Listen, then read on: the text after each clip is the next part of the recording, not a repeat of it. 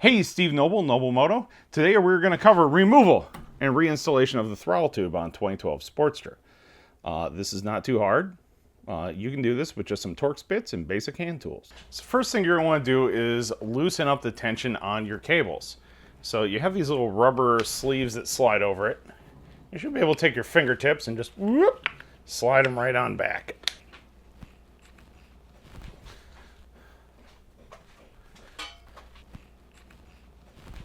So what you're going to do is take 2 3/8 wrenches, or 1 3/8 wrench and an adjustable wrench, and put on there and break both these lock nuts free. And you're going to have to spin these lock nuts probably all the way out to take all the tension off it.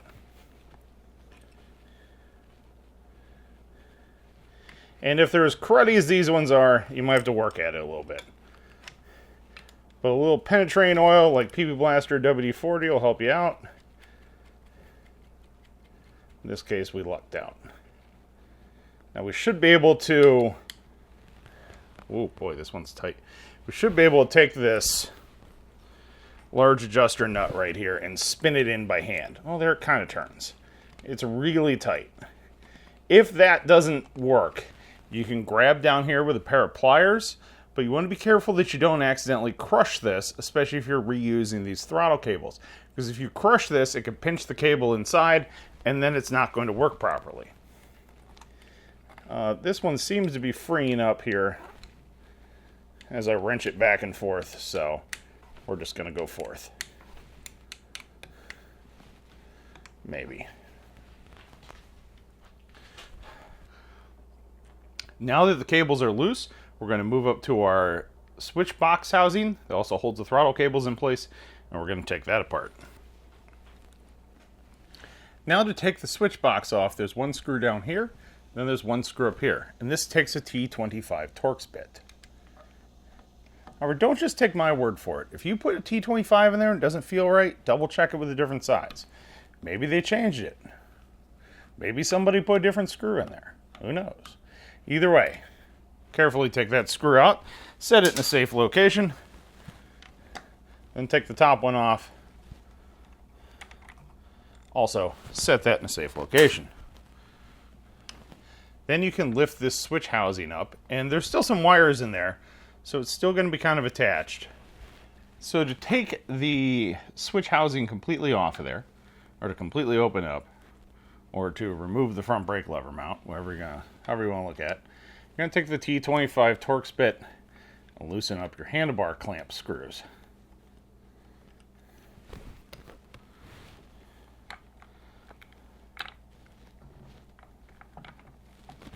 And from there, you should be able to kind of wiggle everything free. It won't come completely out of there, but it should be free. As you move the throttle around, you can actually see the cables down inside here. Hopefully you can see that from that shot. So if you see right here, we have this cable here, with the idle cable here, and then the throttle pull cable here. So what we're going to do, since we have a bunch of slack in the cable, we can easily slide the idle cable out of there. And there's probably a little brass ferrule thingamajigger on here. Don't lose that. You should get a new one with the cable, but just in case you don't, or if you drop it, hang on to that thing. Okay, so hopefully you'll be able to see this. This was kind of a hard shot to set up. So, let me grab my needle nose pliers. If you have a set of needle nose, this will be a lot easier. Not those are broken.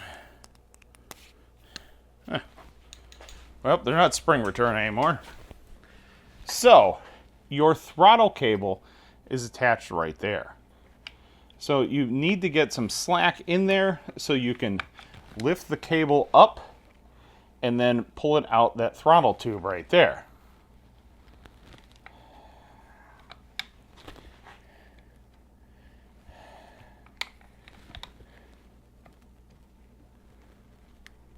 And it should be able to just lift up like so.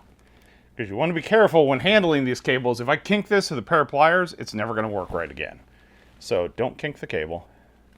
Now you can also carefully open up the switch box, slide the throttle tube right on out of there. Now's a good time to check out the condition of your handlebars right here. And this one had a black powder coat or paint on it. And as you can see right here, it got some, well, first it wore the powder coat and paint off from my wife riding this thing like a demon. And then you can see where it got some moisture in there and it started to corrode stuff over. So what I'm going to do while I'm in here is I'm going to take some sandpaper. I'm going to move the switch to the side, but I'm going to take some sandpaper and sand all the rest of this old paint and corrosion off of here so the new throttle tube works nice and freely.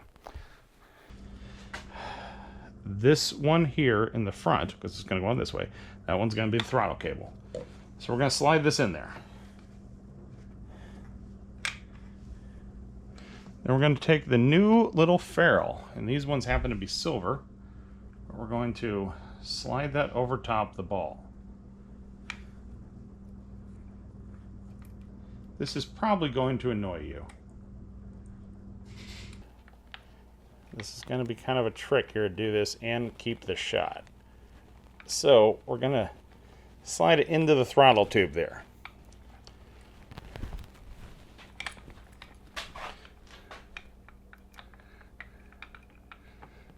It's not as hard as it appears to be, but trying to keep your hands out in front of the camera as you do it and get it in there is not the easiest task. But once it's in there, so it goes in the back, cable lays down the groove, slides into your switch box like that. At this point, you should be able to operate your throttle, which it does. Now we're going to slide the rubber boot over top the idle cable. Slide the rubber boot all the way down the cable there. And again, so what we're doing when we're installing this barrel here, so there is the big hole there that the ball goes into, and there's the slot. So we're just sliding on like that. However, you have to do this after the cable is up inside the switch box. Why you can't do it the other way, I don't know, but it doesn't quite fit. And I didn't design these things, I just fix them. There it goes on there like that. And again,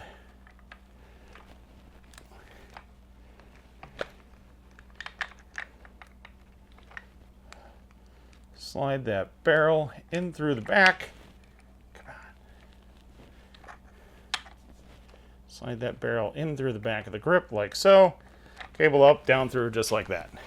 After you do it about 20 times, you'll get pretty good at it. Next, make sure your cables are laying in the groove as they should. Now, nothing's adjusted, so you're going to have a bunch of slop. But you should be able to kind of hold the switch box in place, and that should operate your throttle. So, before we adjust the cables, we're going to get our switch box fully in place here, lock it all down with the screws, make sure your front brake lights switch and all the little notches and everything. Make sure everything's all nice and lined back up. Then reinstall those 2 screws that you took out of there, that you put in a safe location that you now have to find. They say to tighten these down evenly, which you should. However, I always close up the front one first. That way this little gap here on the front is nice and closed. That way there's less chance of rainwater and stuff getting in there when you ride in the rain. Make sure everything's all the way up and on where it should be. Then tighten that one up. Then tighten the lower one up. Then torque them to spec.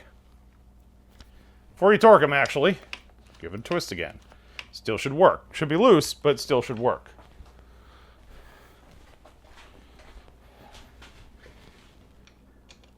Now we're going to tighten up our handlebar clamp.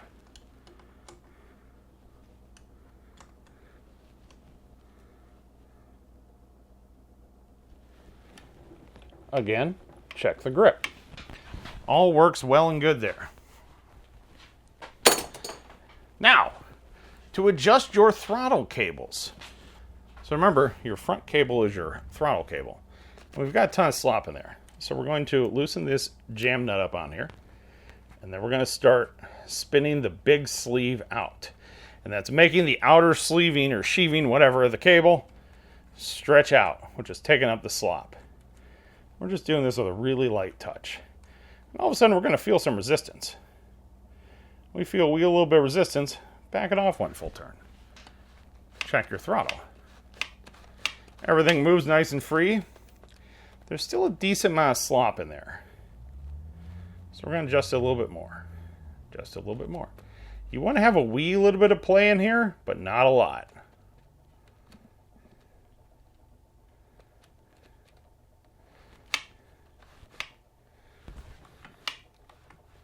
Seems to be pretty good.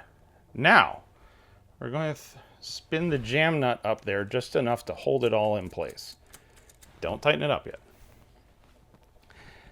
Now, the idle cable, all that's really designed to do is to be a safety catch. So if you have to force that throttle shut, that's where the idle cable comes in. So all we're really trying to do right now is take up that slack. So we're just going to take the idle cable and we're going to thread on out, again, until we feel a little bit of resistance there. There's some resistance. Now you notice it doesn't really spring back to quite where it was. So we're going to back that off a little bit. Jiggle your cables around too. Make sure they aren't bound up somewhere, because that would be a weird problem to chase. Maybe back your throttle off a wee little bit. There we are.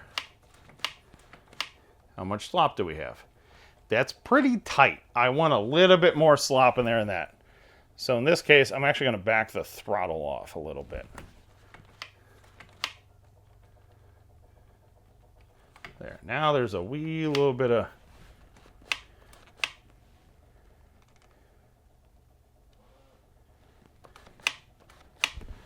You do it by feel. It should snap back. You should not have to force this back at all.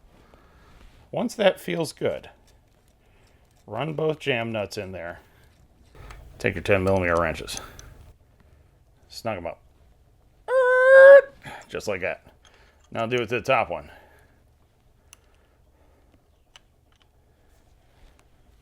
Snug it up. Just like that. Give it all inspection. Make sure everything is like tight and where it should be. Make sure this weird throttle thing is backed out. You don't want that screwing with you. Again, give it a couple snaps. Make sure this thing works right. This is your throttle. Don't screw around here. It's not good enough. Make sure it is good. You want to make sure that thing slaps back shut on its own as soon as you let it go. Which this one does. So, last but not least, you can take this rubber boot thingamajigger here and slide up over top. I know some people like the chrome adjuster nut, and that's fine. There's nothing wrong with that. I'm sliding over the top because my wife travels on this bike, and I want to give as much rain protection as I possibly can. Not gonna lie, if it was a chopper, I wouldn't put those rubber things on there. Either way, so we slide those back up in place. Again, check everything. How's it look? How's it work? Everything works good.